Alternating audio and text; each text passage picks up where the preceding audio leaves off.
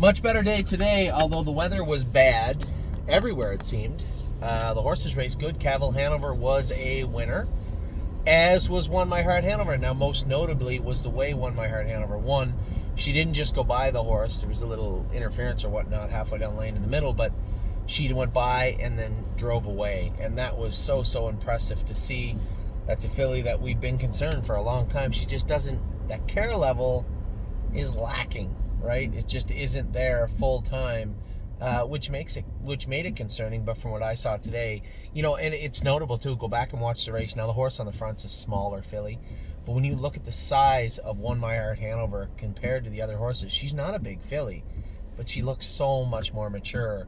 I'm obviously concerned about the number of starts she's had this year, but she's coming on. She's looking real good. Both her and Glare AM. Sweet Ambition stumbled last week, obviously with a poor mile, but not without reason or cause. She come on good, and Philly Fringes look poor, but at the same time, I know she has it in her if she wants to. Her and Won My Heart were like twins. I mean, on paper when they got here. So a little disappointing in her, but 4 fillies that from time to time have jumped up. Glare has shown she maybe is just a step above those other ones, but Won My Heart definitely looks like she's hot on her heels today. So a good week for a good day, a good week at the track. As I said in an earlier video, the babies trained well this week. That's My Girl trained well. I didn't elaborate very much on the other trainers. Path of Totality trained great. No hobbles on. 2-4 last half and 58 wrapped up. Now, is she safe enough to race without hobbles? The wrapped up part is the issue. What happens when she's not wrapped up? What happens when I tap her on the tail coming out of the gate? Is she going to roll off or is she going to trot? I don't know. But we're going to school her next week without the hobbles first and see how she goes. I don't care if she wears them or she doesn't. And Sweet Ambition's trained good again. It's a filly bled a little bit in the start that Hunter Myers drove her. So was she always a little bit? Did that big hard mile that I put into her the week before, 2 weeks before? A week before, did that bother her a little bit? Did that precipitate the bleeding? Who knows? I don't know. But she's on Lasix now, so we'll see how she does this coming week. I suspect she'll be, by preference, she'll be in before anybody else. I also have talked to James, who was here today. He dropped off the trailer in Northfield Park, and I told him he could keep the truck and go down to New York and New Jersey. I might send a Glare AM down there to a trainer of his choosing to work with, because he gets along good with her, and I want to see her continue. I want to see her continue to mature as a horse. So no complaints there. The only hiccup today was I was told that Will de Win Hanover was a little pinchy right front, a little sore on the track. Looks like it could be an abscess. Head her to the vet quickly, obviously, for obvious reasons. Negative across the board now. If she did something yesterday or today, it might take a couple of weeks to show up. But by first x-rays, by first examination, there's no issues. So we'll go with the thought process that it's an abscess. We're going through that right now with My Jazz. Man, that is nasty. My Jazz, under careful examination again and again and again, and even today, she has or will lose a quarter of that foot. Now, for those of you who aren't horsemen, you're like, oh my God, she's going to lose a quarter of her foot. It happens. When you've got a festering abscess in behind something as strong as a hoof wall, and then it's trying its hardest over time, and this could have been in here since late last year. This could have been in the field. This could have been in one of her last starts. She could have hurt herself, just put a little bruise in there. It festered, turned into a little abscess, trying to work its way out. Well, it can't go out. You're not going through a hoof wall. So you either have to go up through the top or really work hard to go down through the bottom. This worked up through the top. When it first blew out, we thought, that sucks. A little quarter crack, no big deal. And she qualified fine on it. That wasn't all of it. There was more, as I said, festering in there, waiting for an opportunity to blow apart, and it did this week. So kind of a mess. The foot of My Jazz, kind of a mess. We've worked as hard as we can to get her back sound. Now, when the original abscess was found, originally. When it first popped out, it looked like your run-of-the-mill type abscess. Then when I clipped her hair up and we looked, and you could see, it's the best way to explain it, it looked like a bruise, but it looked like a worm, like it went across the top of her hairline, and it was a good 1.5 to 2 inches long.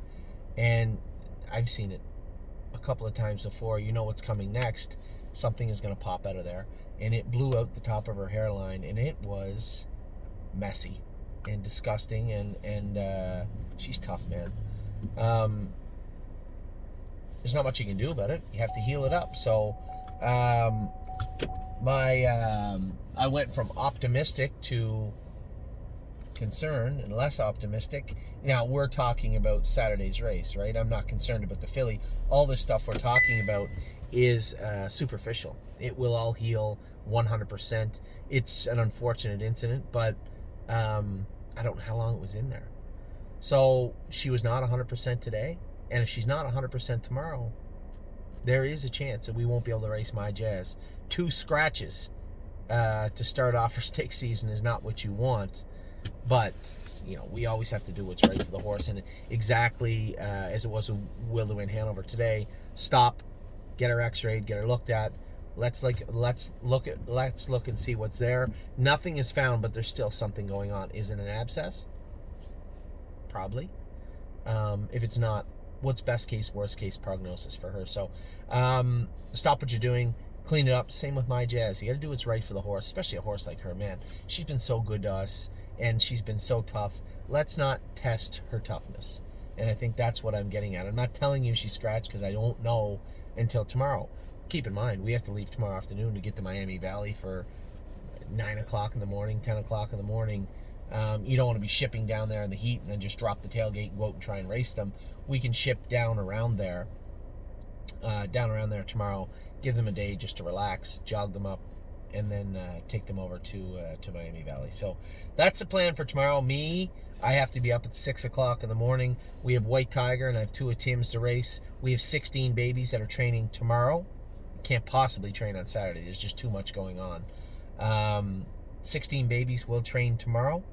I'll head over to the Meadows with Amy and the kids for 10:15. We're leaving to get to the Meadows on Friday.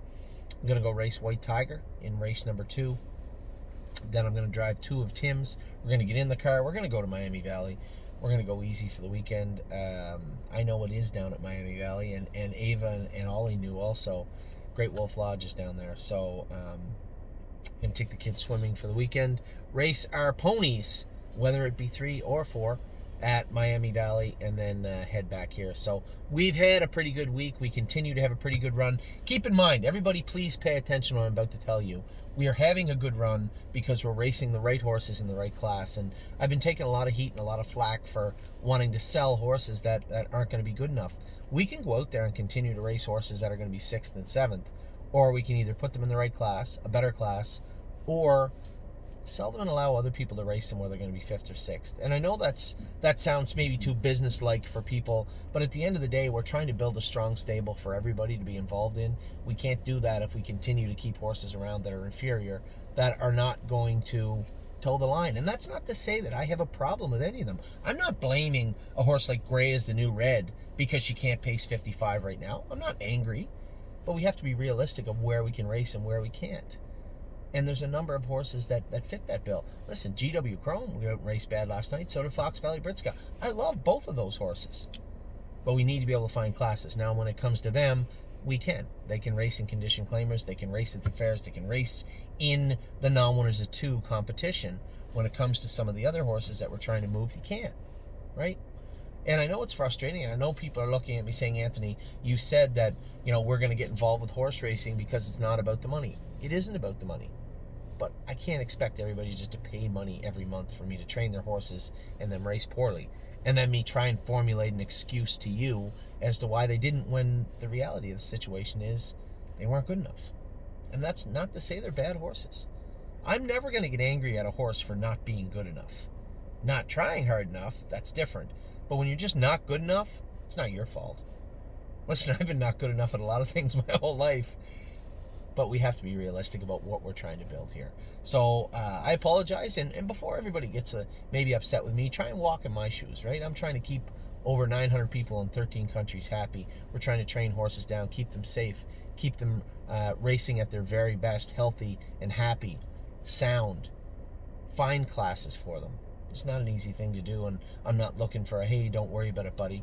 I'm not looking for that. But just maybe before you get angry, take a look at what I'm up against and what we're trying to create here as a group, and understand that I don't begrudge anybody or any horse, but if we're not going in the right direction with a prospective horse, then we really have to reevaluate what we're doing as a group. So, a lot to take in, a lot going on, a lot going to happen tomorrow. I'll give you guys another video tomorrow afternoon after White Tiger and Tim's horses race. Hopefully it's a good story with White Tiger. I'd like to keep things rolling here in Ohio if we could. We've taken such a horrible situation going on in Ontario, uprooted my whole family, ripped them out of a school, ripped them out of, well, I guess online school. They're not really ripped out, they're still doing it. Got across the border, transplanted an entire operation for the most part in a family in a foreign place, and we've somehow turned it into horses winning and having a good week. So that's not me. I know a lot of people say, great job. It's the people that came here. Keep in mind, we brought 4 or 5 caretakers with us. I just put one of them up at a hotel until we can get him into a dorm room at Northfield Park. Between our caretakers who also uprooted their lives, and our horses that came over here, everybody has shown the utmost professionalism and taken a lot of stress on their backs, and they are the ones that deserve all the credit. I may have steered the boat, but they're the ones that kept us floating. So thanks to you for your patience and sticking there with us. Thanks to our clients. Thanks to our employees for working their butts off and being professionals. Thanks to the horses for racing good. Hope you guys are having a good week. This is 2 videos today. We'll talk to you all very soon. Take care.